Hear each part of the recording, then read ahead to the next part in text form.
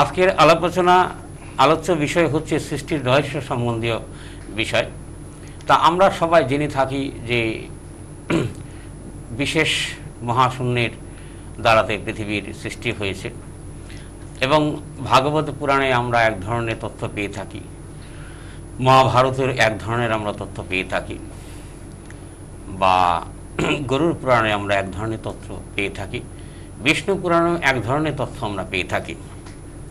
আজকে যে মূল সৃষ্টির যে রহস্য সম্বন্ধীয় আলাপ আলোচনা যেটা করব, সেটা আজকের এই তথ্যটা অত্যন্ত সঠিক এবং ঠিক নিয়ম। তা এই সৃষ্টির রহস্য বিশেষ করে আমরা যখন পৃথিবীর আরম্ভরে সূর্য ছিল না, চন্দ্র ছিল না, 9টি গ্রহের মধ্যে কোনো একটি গ্রহ ছিল না। তা এইবার প্রসঙ্গটা আসছে যে কি করে এই তাহলে সৃষ্টির রচনা হলো, কোনো কিছুই যখন ছিল না, সে কিভাবে এই সৃষ্টির রচনা হয়েছে, তা মূল আজকের আলোচ্য বিষয় হচ্ছে আমার এটাই। এইবার অ্যাস্ট্রোলজি অনুষ্ঠান অনেকেই করে থাকে, তা আমার অ্যাস্ট্রোলজি অনুষ্ঠানটা একটু ভিন্ন, যেহেতু আমি শাস্ত্র পুরাণ বেদ উপনিষদ সম্বন্ধে অনেক পড়াশোনা করেছি, আর এই অ্যাস্ট্রোলজির সাবজেক্টের সৃষ্টি হয়েছে এই শাস্ত্র পুরাণ থেকে, যার জন্যই আমার ধর্ম সাবজেক্টের উপরে অনেক ধরনের আলোচনা হয়ে থাকে। আর বিশেষ করে হচ্ছে মানে শিবতত্ত্বের উপরে, তন্ত্রের মূল ধারই হচ্ছে আমাদের শিবতন্ত্রের উপরে। তবে আমাদের মূল বিষয়, আমাদের সন্তানকে যদি জগতে পরিপূর্ণতা করতে চাই বা এই সন্তানকে যদি ডেভেলপমেন্ট উন্নতি করতে চাই, তা আমরা কি করে থাকি, আমরা ভালো একটি ইংলিশ মিডিয়ামে বা ভালো একটি স্কুলে ভর্তি করিয়ে থাকি, কিন্তু সেই সব জায়গাতে জাগতিক সম্পূর্ণ জ্ঞান অর্জন হয়ে থাকে, যার জন্য আমাদের সন্তানরা এখন ওয়েস্টার্ন স্টাইলের, অর্থাৎ ছেলে মেয়েদের 1 বছর চলে যাওয়ার পরে বাবার নাম হয় ড্যাডি, মার নাম হচ্ছে মাম্মি। তা তদ্রূপ এই মাম্মির ড্যাডির এই জগতের আস্তে আস্তে আস্তে আস্তে আমরা পিতা মাতাকে ভুলে যাই। তা এর কারণ হচ্ছে আমাদের মূল শিক্ষা ব্যবস্থাটা। আর সবচাইতে ব্যাপার, শিক্ষা ব্যবস্থার একটি মূল বিষয় হয়েছে আমরা যে সন্তানটা মানুষ করব।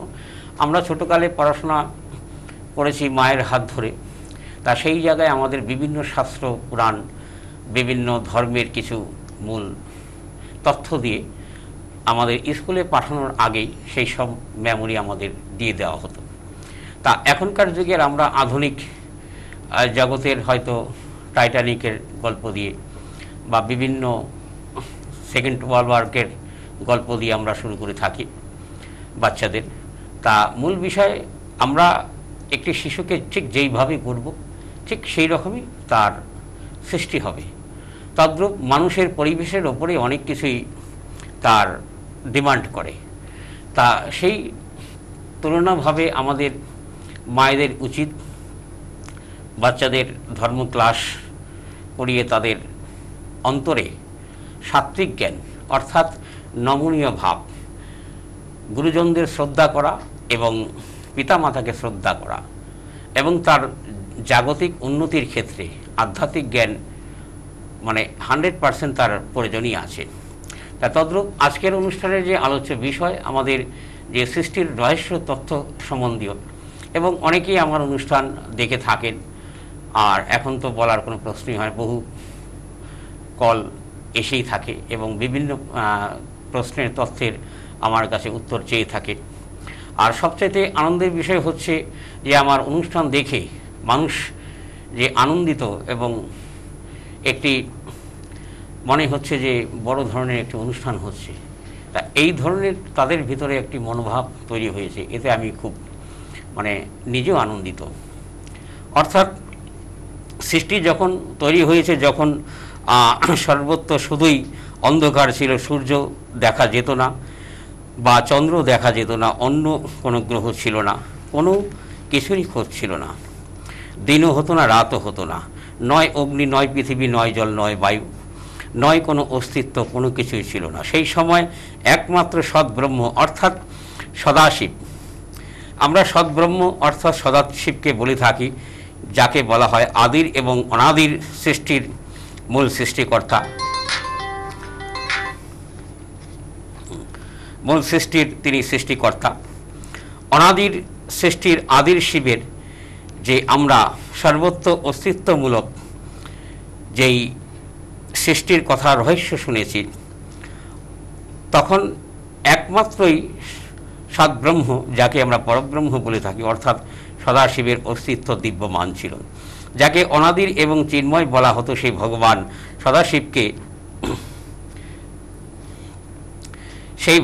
সদাশিবকেই আমরা সদাশিবের বেদ, পুরাণ, উপনিষদ এবং সাধু মাহাত্ম্য প্রমুখ সকলেই ঈশ্বর এবং পরমেশ্বর মহেশ্বর রূপে তাকে আমরা জেনে আসতাম। এবার একবার আমরা শিবের জগৎ সৃষ্টির ইচ্ছা জানবার চেষ্টা করব। একবার শিবের ইচ্ছা হলো, এই জগৎ সৃষ্টির ইচ্ছা, তিনি ভালোভাবে যে আমি এক থেকে বহু হয়ে যাব, এই চিন্তা হতে পরমেশ্বর শিব সর্বপ্রথম তার পরাশক্তি অর্থাৎ অম্বিকা, শিবের পরাশক্তি হচ্ছে অম্বিকা দেবী, এই অম্বিকাকে তিনি সৃষ্টি করলেন।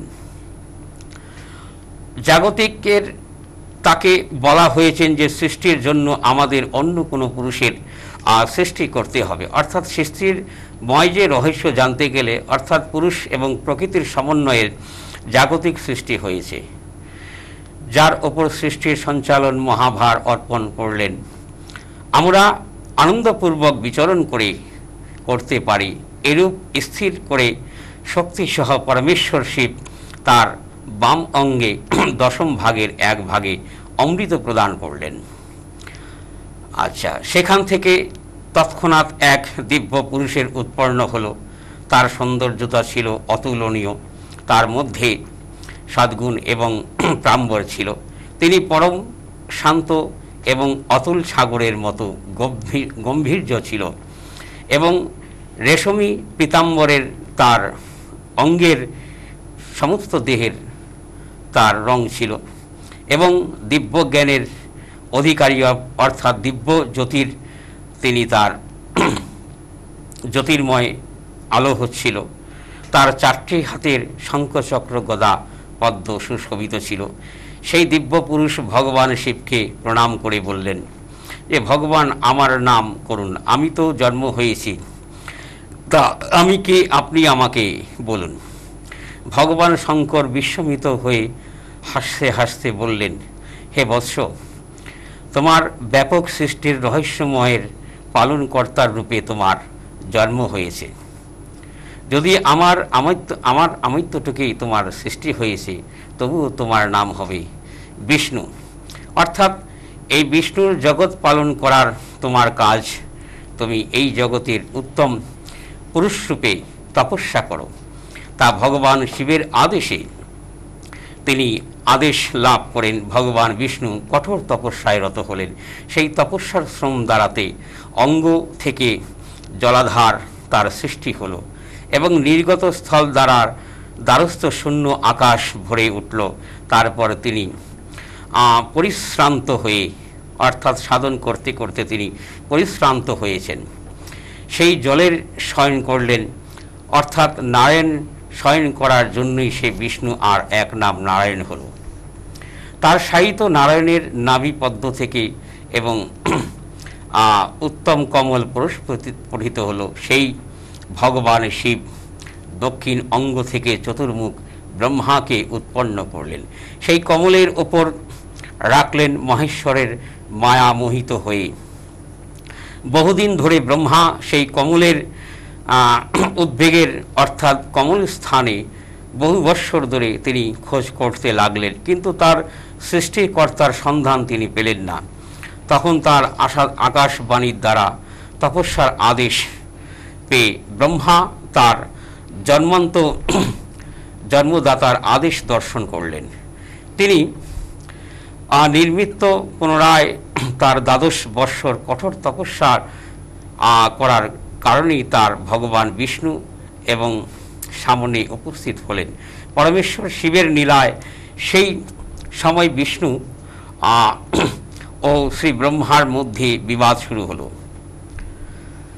তখন সহাসর তাদের দুজনের মধ্যে এক দিব্য অগ্নি স্তম্ভর একটি আলো প্রকোপিত হলো। আলোর প্রকোপ হওয়ার কারণে তারা দুজন বহু বৎসর সেই আলোর ভেতর ব্রহ্মা এবং বিষ্ণু যে অগ্নির যে স্তম্ভের যে কাহিনী, সে অন্তের আদির সন্ধান করতে করতে করতে করতে বহু বছর তাদের কেটে গেল। তারা তবুও সন্ধান করতে পারলেন না। তখন তারা ক্লান্ত হয়ে গেলেন। ভগবান বিষ্ণু প্রার্থনা করলেন, হে মহাপ্রভু, আমরা আপনার স্বরূপ জানি না, আপনি যে যিনি হন না কেন আমাদের দর্শন দিন। তাই ভগবান বিষ্ণুর অস্তিত্ব শুনে মহেশ্বর সহসা দর্শন দিলেন এবং বললেন যে, সুরশ্রেষ্ঠগণ, আমি তোমাদের তুমিত্ব এবং চরাচর জগৎকে পালন করতে তুমি এই চরাচর জগৎকে পালন করো। তারপর মহেশ্বর শিব তার হৃদয় থেকে রুদ্রকে সৃষ্টি করলেন, তাকে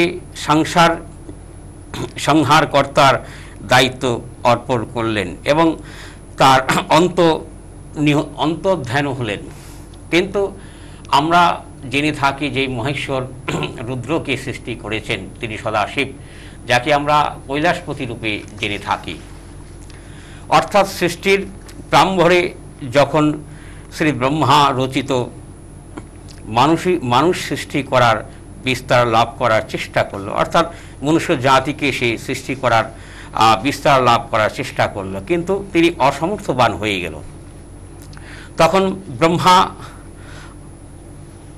অন্তর্ধান দুঃখী হলেন। সেই সময় আকাশবাণী হলো, ব্রহ্মা, এখন তুমি মৈথুনী সৃষ্টি করো। অর্থাৎ আকাশবাণী শুনে ব্রহ্মা মৈথুনী সৃষ্টি করার সিদ্ধান্ত তো নিলেন, কিন্তু তখন পর্যন্ত নারীদের উৎপত্তি না হওয়ার কারণে তিনি সফল হলেন না। অর্থাৎ নারী জাতি তখন সৃষ্টির রহস্যে সৃষ্টি হয়নি, তার জন্য ব্রহ্মা সেই সৃষ্টির রহস্যের প্রভাব বিস্তার করতে পারলেন না। ভগবান সদাশিব তিনি তাকে তার নিয়ম সিস্টেম বলে দিয়েছেন, কিন্তু সে তবুও পারেনি। অর্থাৎ এই জগতে তিনি সৃষ্টি হয়েছেন ভগবান সদাশিবের কাছ থেকে, আর যিনি রুদ্ররূপে সৃষ্টি হয়েছেন, যাকে আমরা কৈলাসপতি পরমেশ্বর ভগবান বলে থাকি, তিনি হচ্ছেন জাগতিক শিব।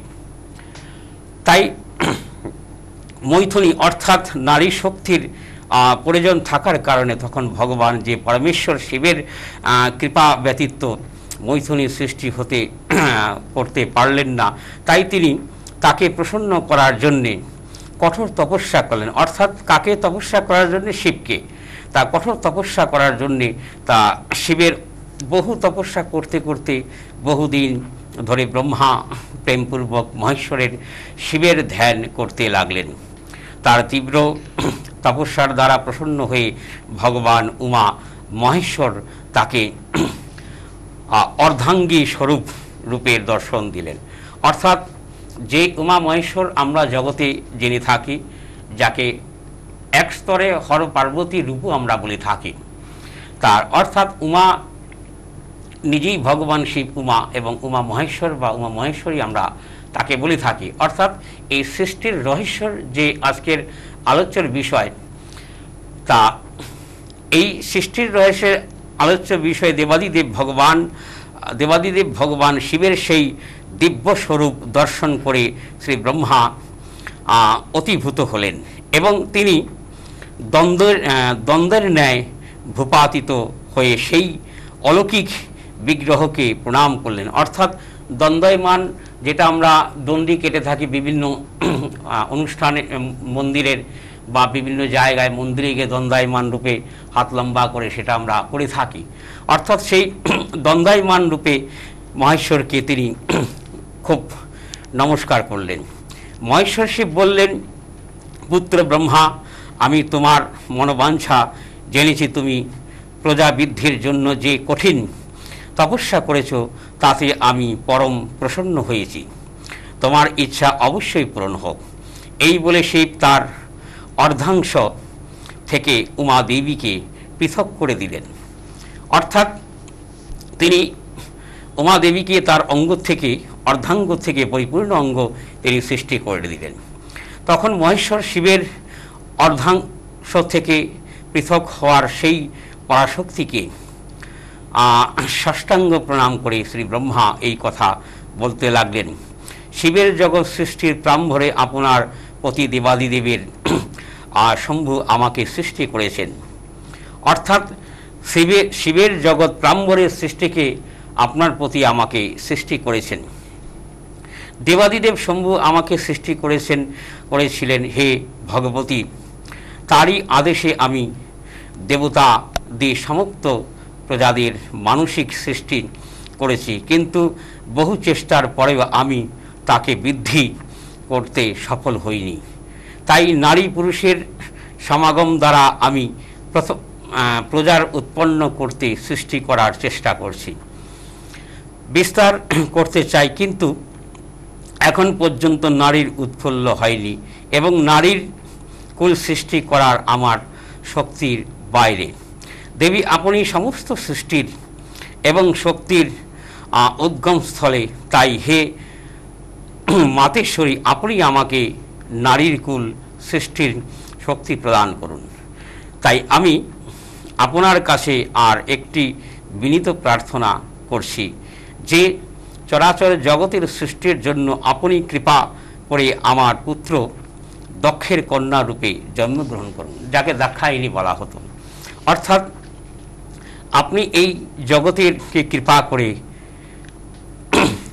আমার পুত্র দক্ষের কন্যা রূপে জন্মগ্রহণ করুন। তখন ব্রহ্মার প্রার্থনা শুনে পরমেশ্বরী শিবা তথাম্বরী, অর্থাৎ তাই হবে, তথাস্থ বলে বললেন, তথাম্বরী তাই হবে বললেন। তিনি ব্রহ্মাকে নারীর কুলে সৃষ্টির শক্তির প্রদান করেছিলেন। তার জন্যে তিনি তার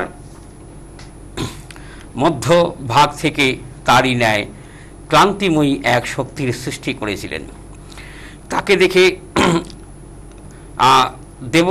দেবেশ্বর শিব হেসে বললেন, অর্থাৎ তার মধ্যভাগের থেকে যিনি সৃষ্টি করেছিলেন, তখন দেবেশ্বর মহাদেব হেসে বললেন, হে ব্রহ্মা, তপস্যার দ্বারা তোমার আরাধনা করেছেন, এবার তুমি তার ওপর প্রসন্ন হও এবং তার মনোরথ পূরণ করো। পরমেশ্বর শিবের এই আদেশে শিরোধার্য করেই সেই শক্তি ব্রহ্মা প্রার্থনা অনুসারে দক্ষের কন্যা হলেন। এর প্রভাবে ব্রহ্মার অনুপম শক্তির প্রদান করেন দেবী শিবা মহাদেবের মাহেশ্বরী এবং প্রবিষ্টি হলেন। তারপর মহাদেবের অন্তিস্থ অর্থাৎ অনন্তহিত হলেন, অর্থাৎ অনন্তহিত মানে ধ্যান যোগে তিনি অন্তহিত হলেন। তখন থেকেই ইহলোকের মৈথুনী সৃষ্টির চলতে থাকে। তখন মনোরথ হয়ে ব্রহ্মা ও পরমেশ্বর শিবের স্মরণ করেন এবং নির্বিঘ্নভাবে সৃষ্টি বিস্তার করতে থাকেন। শিব ও শক্তির একে অপরের থেকেও ভিন্ন হয়েও সৃষ্টির আদির কারণ হন। যেন ফুলের গন্ধ, চন্দ্রের জ্যোৎস্না, সূর্যের প্রভাব এবং স্বভাব সন্ধিও, তেমনি শিবের শক্তির স্বভাব সিদ্ধ। শিব এই কারণ শক্তির শিব কূটস্থ তথ্য এবং শক্তির পরিমাণী তথ্য শিব জন্মান্তর তথ্য আর শক্তির জগতের নাম রূপের দ্বারা ব্যক্ত শনাক্ত হলো এই অর্ধানারীর শিবের রহস্য।